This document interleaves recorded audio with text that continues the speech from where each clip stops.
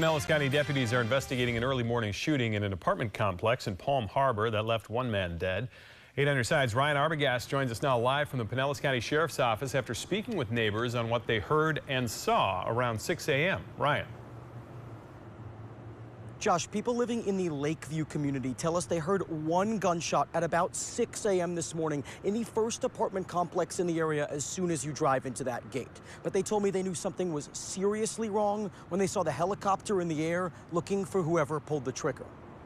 Deputies, caution tape, and neighbors living in fear. I saw the helicopter and I thought, I'm going to go in the house because if somebody is running from the cops, they might jump my wall and hostage. George Earl was outside of his home across the street around 5:30 a.m. He says he heard just one gunshot. A little bit concerned that who was it that did the shooting? Do they live there?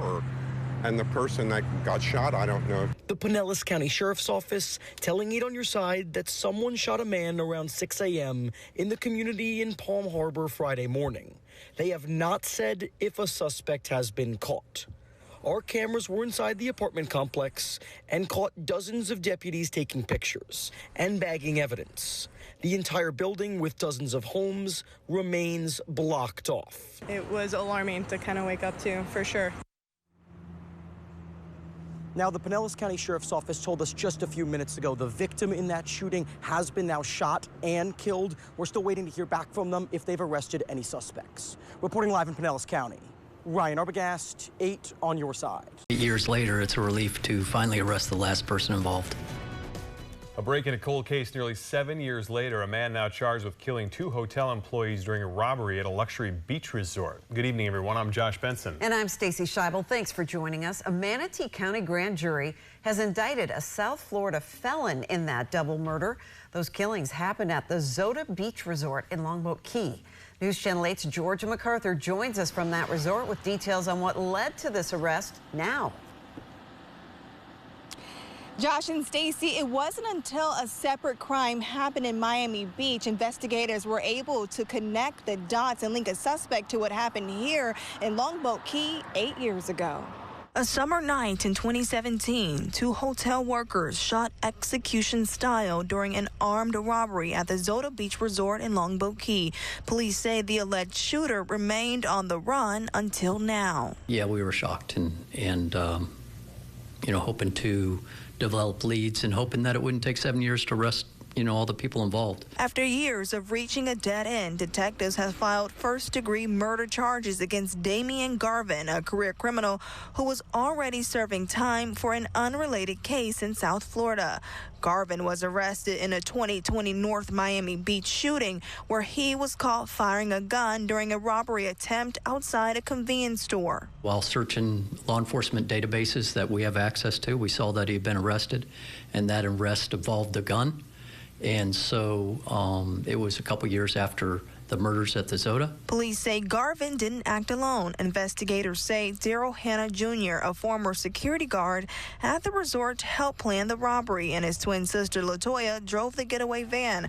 A 4th person, police say, was also involved in the setup but died from natural causes before police could charge them.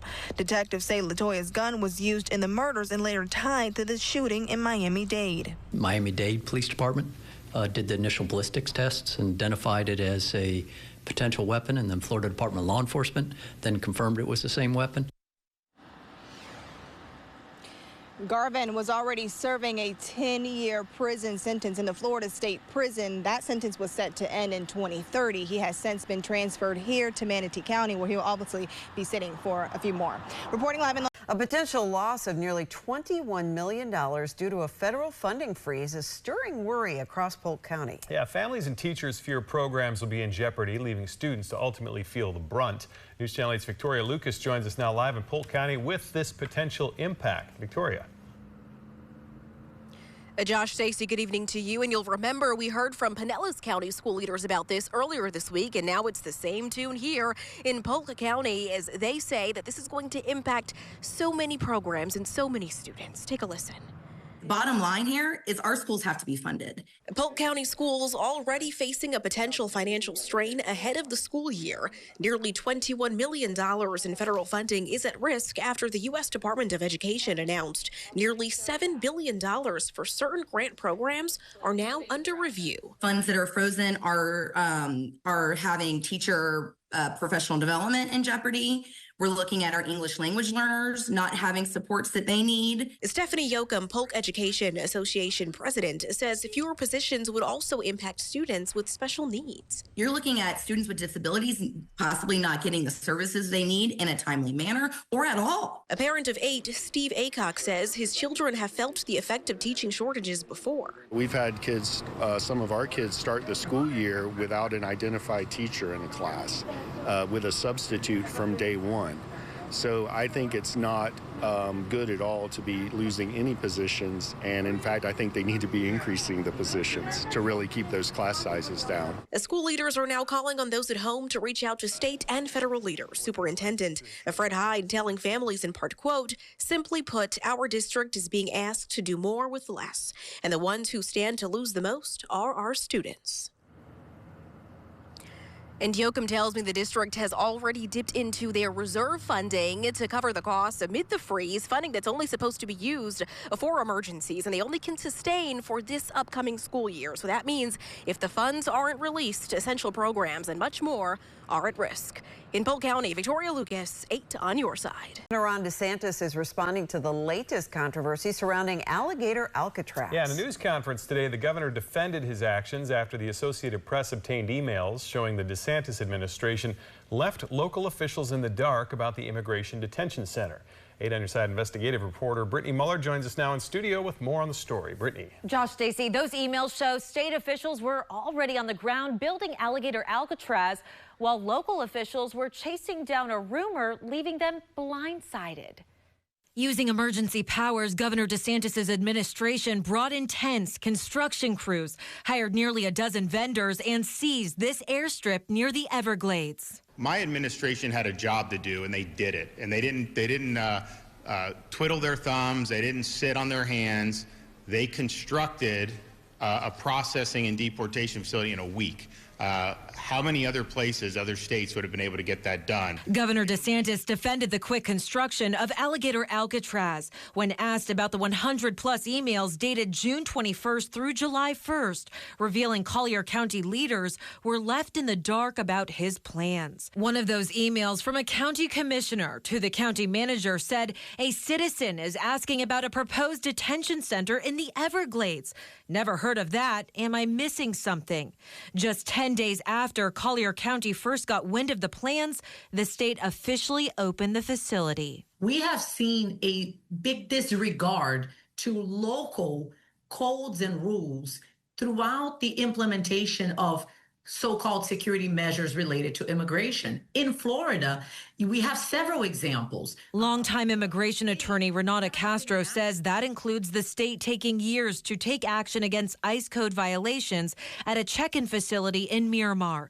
And Castro says the Orlando Immigration Court has an overpopulation issue. It seems that there is no coordination between all the levels of government because, again, there's a disregard to how the different local and state and federal law enforcement agencies have to still follow other rules, code rules, construction rules. All eyes are on alligator Alcatraz, the site to detain and deport men over the age of 18. But it comes as the Americans for Immigrant Justice says a 15-year-old boy named Alexis ended up inside after lying about his age during a traffic stop in Tampa. He was not provided a change of clothes. He was not allowed to shower. He had to use the bathroom in front of everyone. Some officials did speak Spanish. He did not know where he was being taken. The Florida Division of Emergency Management says immediate action was taken to separate and remove the detainee in accordance with federal protocols.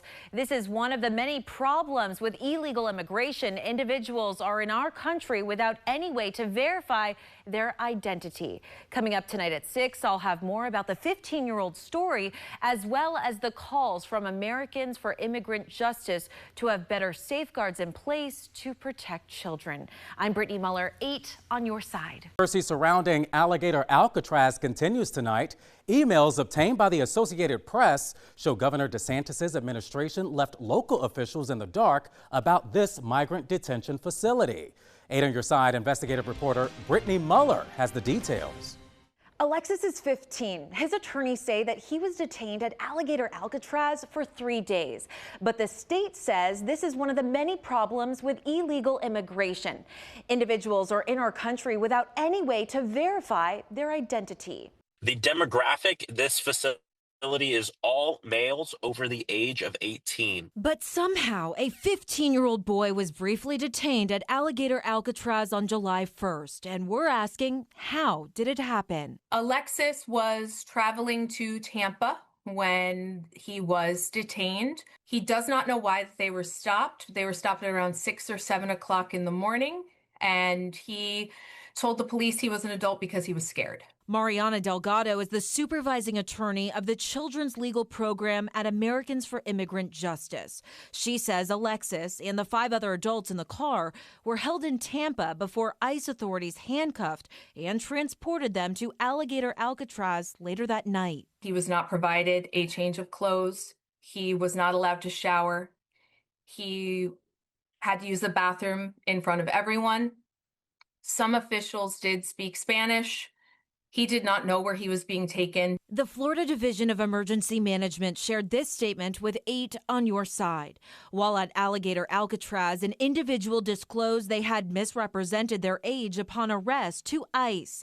Immediate action was taken to separate and remove the detainee in accordance with federal protocols. But that was 3 days later. Delgado says Alexis was transferred to a South Florida facility operated by the Office of Refugee and Resettlement. Her organization is the legal service provider for the office. As far as what happened in Alexis's case, that was clearly, at least from what we see, based on a self-report, that we want to guarantee in the future that there are safeguards to protect children from being held in detention. Delgado says now that Alexis is at the facility under the ORR, he'll have access to 24-hour care, as well as case managers and legal services. I'm Brittany Muller, 8 on your side. If you have something you want Brittany to investigate, call our 8 on your side helpline at 1-800-338-0808.